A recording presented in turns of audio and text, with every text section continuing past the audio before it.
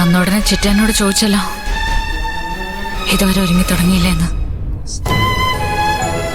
എന്റെ കണ്ണീര് തുറന്നിട്ട് വേണ്ട ഒരുങ്ങാൻ.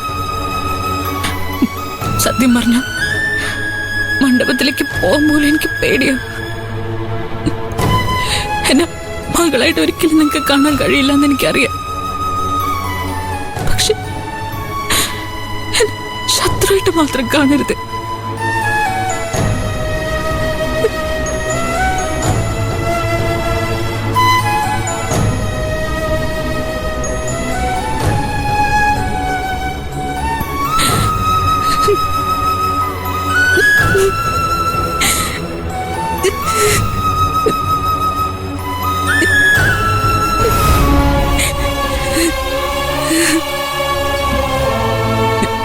കരയാതെ ചേച്ചി.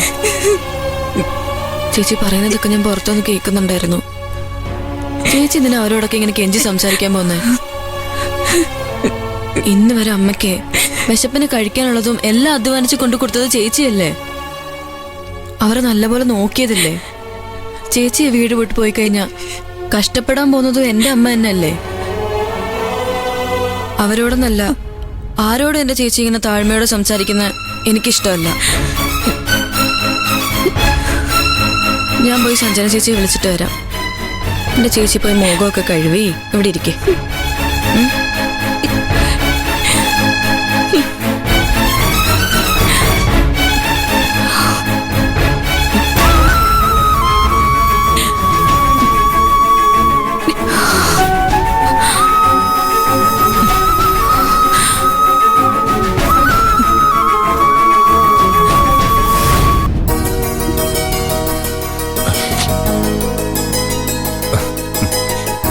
മതി ചേട്ടാ, ഇങ്ങനെയൊക്കെ ഇതൊക്കെ ഞാൻ ചെയ്തോളാം, ഞാൻ കൊടുത്തോളാം.